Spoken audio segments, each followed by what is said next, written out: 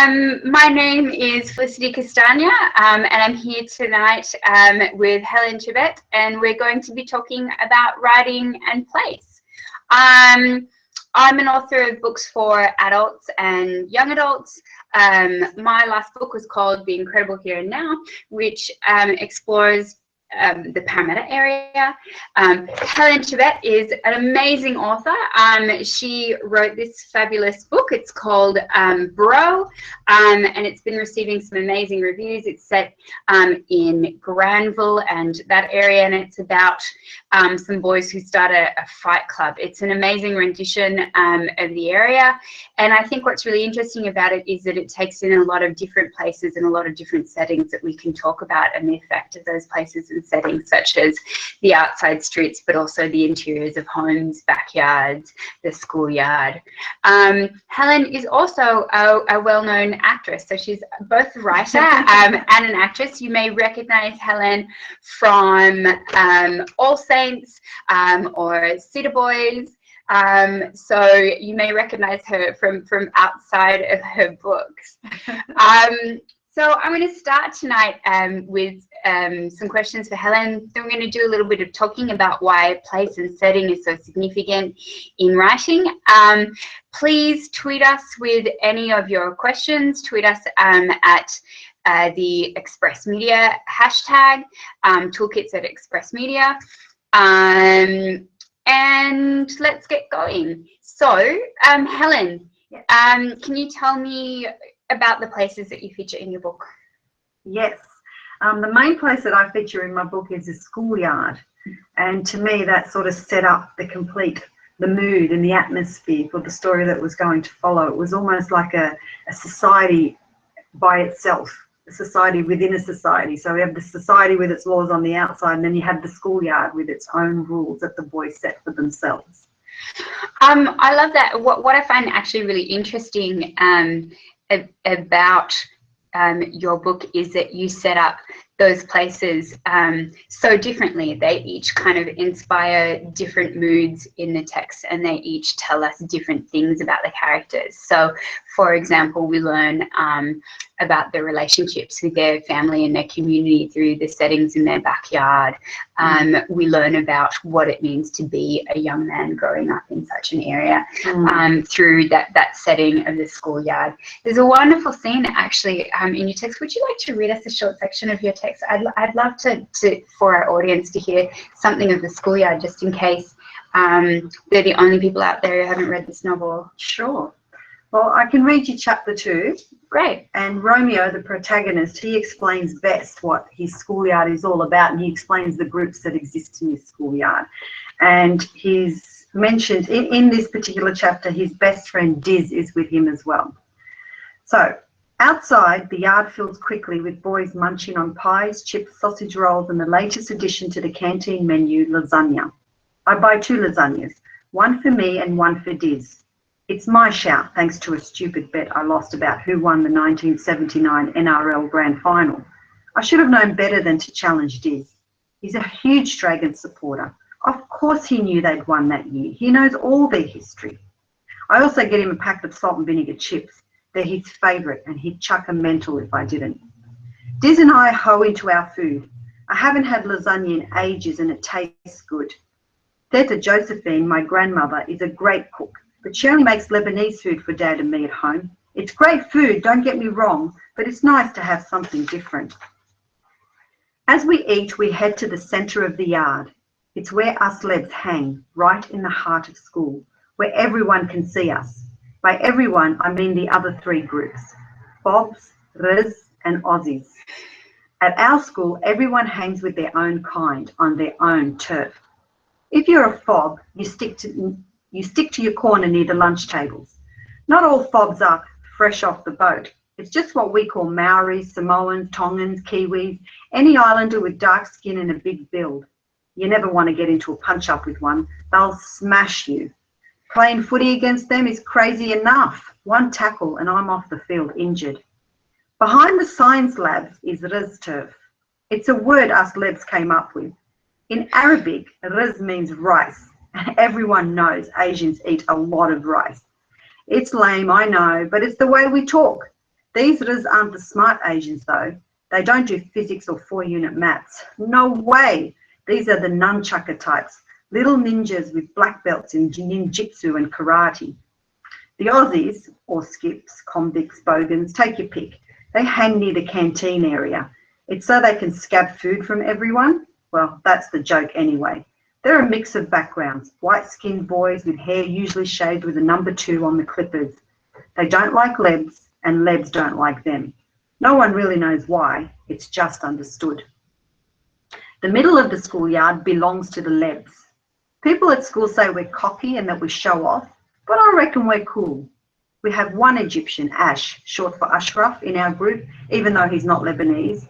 He's Middle Eastern, and that makes it okay. Know what I'm saying? Anyway, he's a good bloke. We were all probably born in the same local hospital, but your heritage defines you, whether you like it or not. Thank you for that wonderful reading. I'm sure everybody tuning in really enjoyed that. I think it tells us a lot about why we put characters in place. When we put characters in a place, we have to think about what parts of that place are important to them. So just because we set a book in Fitzroy or in Granville or in Killara doesn't necessarily mean that we take in all of that suburb. We take in the parts of that place that help us to define our character to our audience. So you don't need to capture every detail of the community, but you do need to tell us which places have shaped your character. Can you tell us a little bit about how all of those wonderfully rendered descriptions of the schoolyard in your book enable the reader to understand what's important to the character, what's driving them, what their life is like? Yeah, the interaction with one another tells us a lot about who they are and the way they feel about one another. And plus where they're placed in the schoolyard, being by the canteen because, the Aussies want to scab food, for example. It sort of tells us a lot about them. And in the middle of the schoolyard, the Lebs hang out, and it's sort of like the kingpin section. It's the prime piece of land right in the middle of the schoolyard, because then they can observe everyone and see everything. And as the story goes on, you get to know that they are the largest group in the school as well. Okay, that's really interesting. In terms of the fact that I think these boys also go into the back. There's scenes in your book in which the boys go into like various their own homes or other people's homes, and we enter a very different kind of setting, which is very domestic. What's the importance of having those kind of contrasting specific places in the text? I think it tells us a lot about their relationship with their family. It also tells us economically where they are. And that's so true. Yeah, and I mean, there is a difference between where Romeo lives, for example, in his small little house where he lives with his grandmother and his father, compared to his best friend Diz, who lives in a brick 2-story home with iron rails on there and, good gardens and a long hallway, tiled hallway, and a fairly modern sort of home that was built by his family. I love the point that you're bringing up there, which is that those small details of place can often tell us more about a character than actually trying to describe them. I think that kind of that description of Diz's house, the long driveway and the kind of wealthier aspects of it is much more interesting and much more powerful than actually saying Diz has a lot more money than Romeo. Romeo lives in a much smaller house. I know you're saying like climbing up the stairs, for example. In Romeo's house there are no stairs. So it's his room's at the front, he says, and he can just take 2 steps and get to the kitchen, where in Diz's house you've got to go all the way down the hallway to get to the back.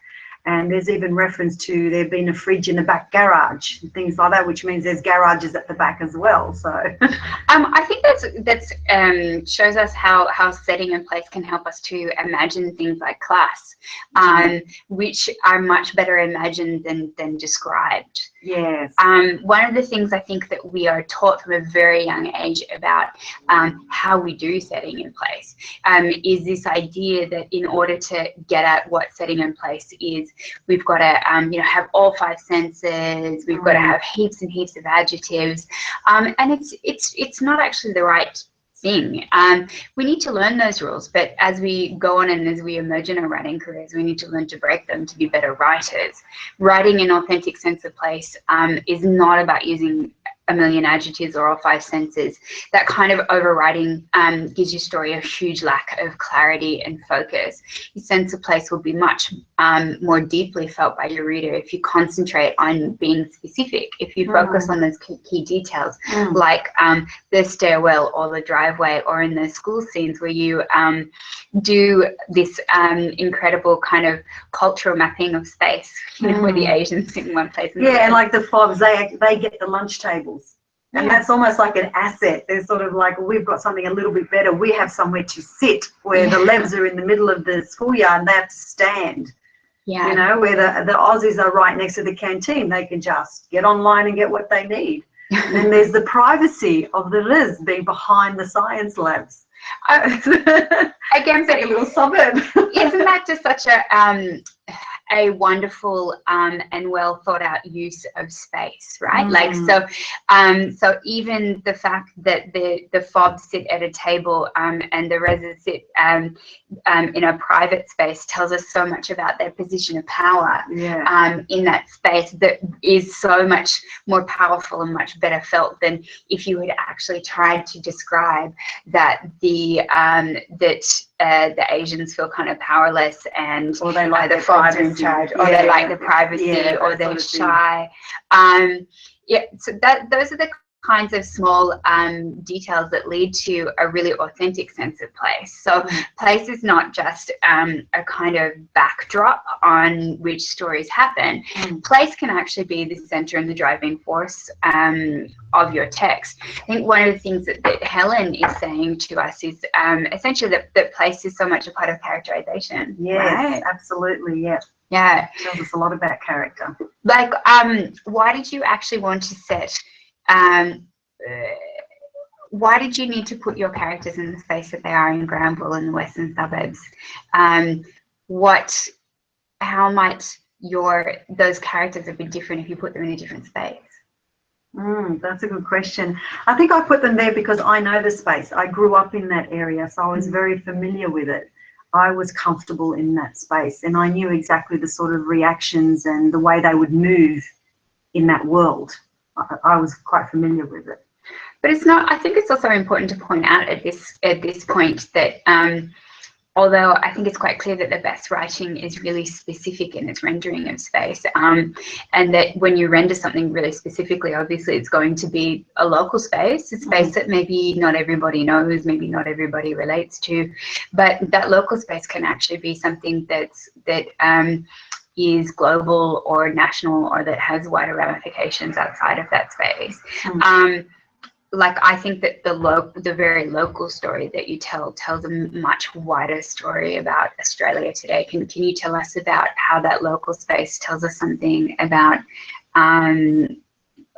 more about our nation? Yeah, well, I think that from my personal experience growing up in a multicultural community, I saw an amazing mix of cultures and languages and things like that. But I just found, as you know, I got older and went out into the work world, that there was just a lot of division, and there was a lot of racial division, and people really did stick with their own kind, and some might have thought they were superior to others, or some just, you know, didn't feel superior or anything, but just felt more comfortable being with their own kind. So I just wanted to demonstrate that and illustrate that within a schoolyard, because I think that actually happens in schoolyards as well.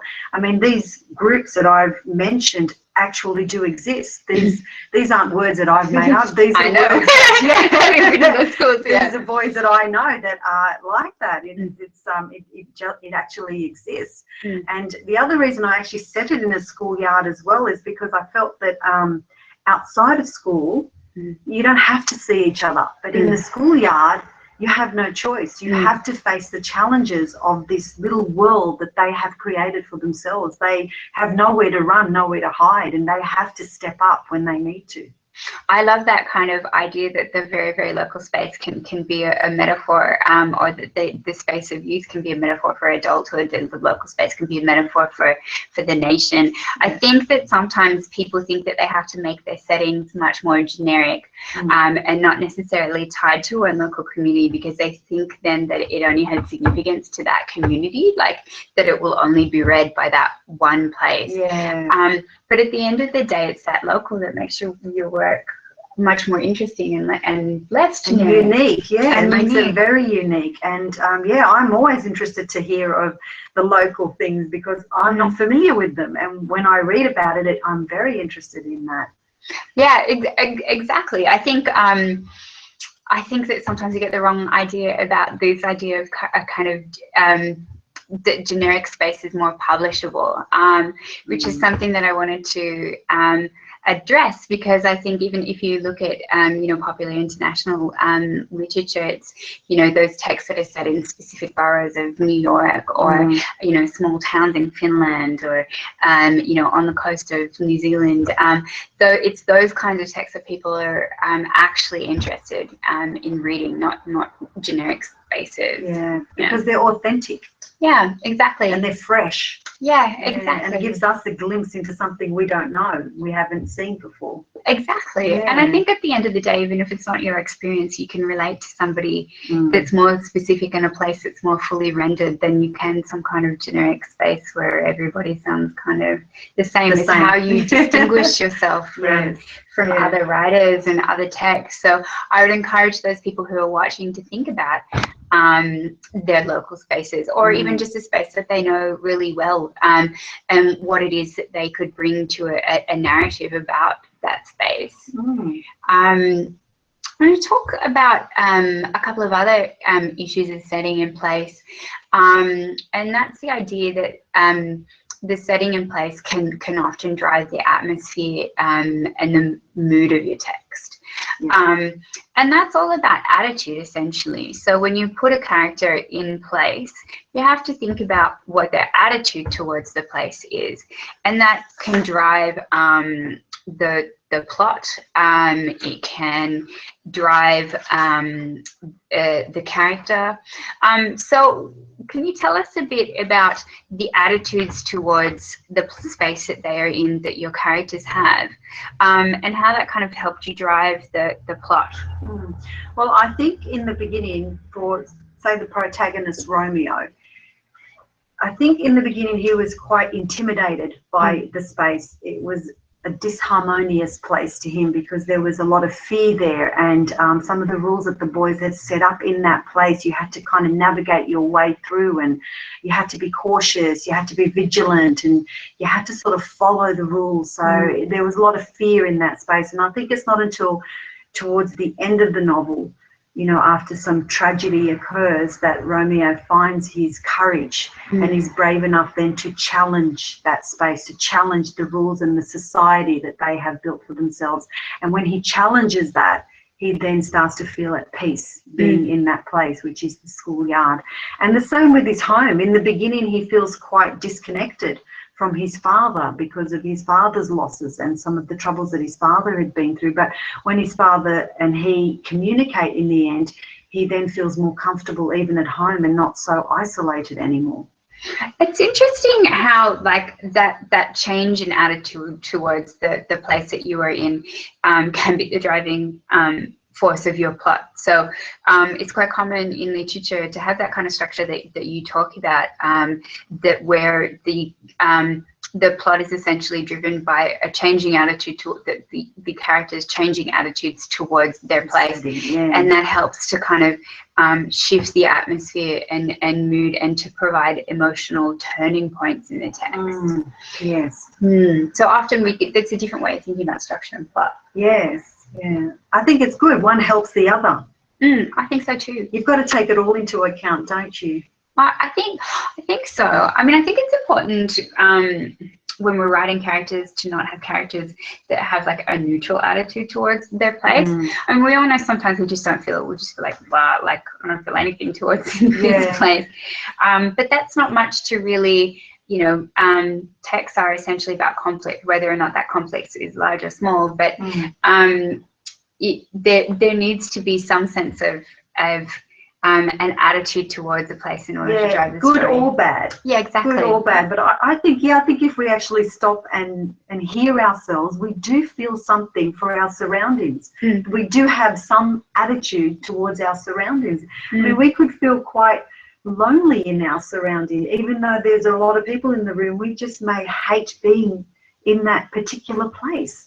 And when you start looking as to why you dislike being in that particular place, that's when your stories start, and that's where your conflicts begin and things like that, and that's when it gets interesting. That's fantastic. I mean, that could almost be like a way in of like a brainstorming a story, right? Yeah. Like if you just kind of did a map of all of your different characters and wrote down the spaces, like the specific spaces that they exist in and what their attitudes were to each and how that might change over the course of your book. Again, everything can come from setting and playing. Yeah, what can you do to change the setting that will make you feel better or help you get over whatever it is that you're going through? Yeah, it's amazing, isn't it? Exactly. Like, because people talk about in fiction that you know, you have a character-based plot or you have a narrative-based plot.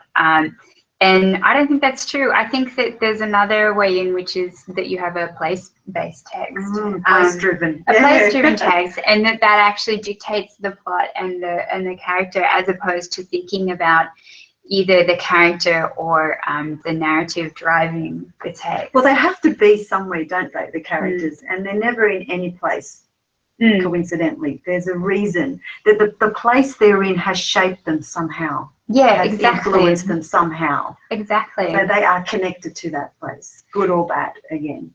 It'd be an interesting way into a story, maybe for our viewers who like are stuck on something to write. It would be interesting for you guys to even sit down and think about the places that you've been and think about your attitudes towards those places, and that in itself could be a kind of a short narrative that you could write. That'd be exciting, actually, to start it from there. I might even try that. I think so. I think so, exactly. I might actually just have a look at, I think that we might have some questions.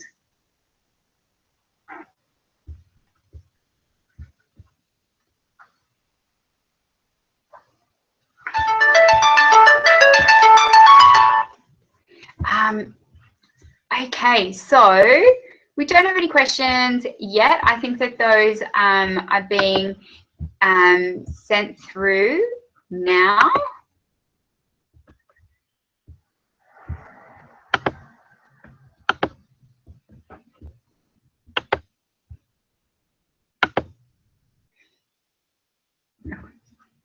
Okay, I think that we might conclude.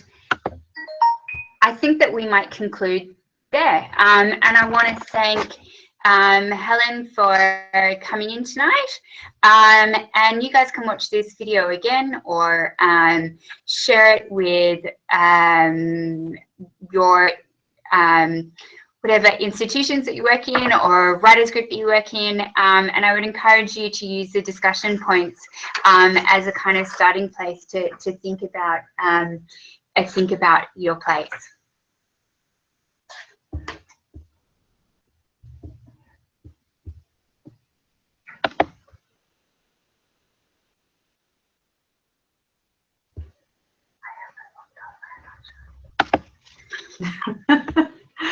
Should probably say thanks for having me.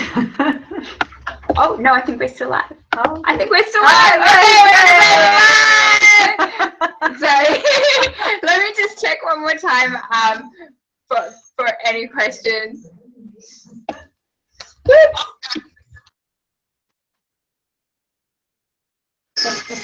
That was a bit too enthusiastic, wasn't it?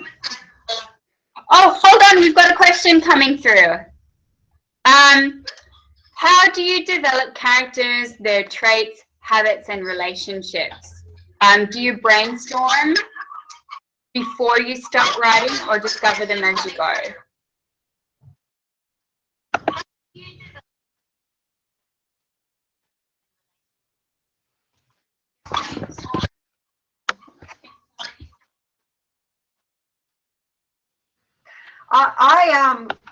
I don't like to brainstorm my characters beforehand. I like them to evolve as organically as possible. So I start. I know this sounds weird, but I can usually hear their voices. And an echo here.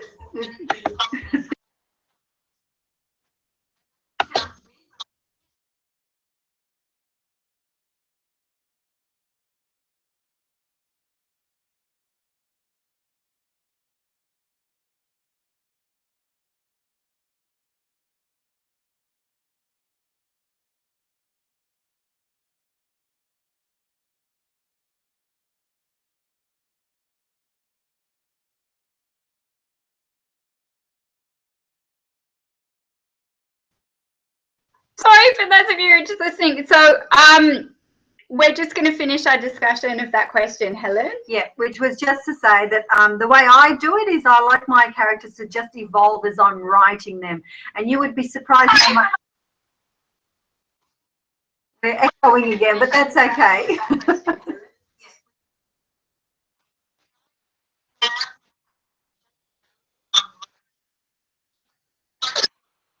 Okay, I think we might leave it there. Thanks for joining us tonight. We say bye. Bye, thanks. Bye, thanks. Good luck.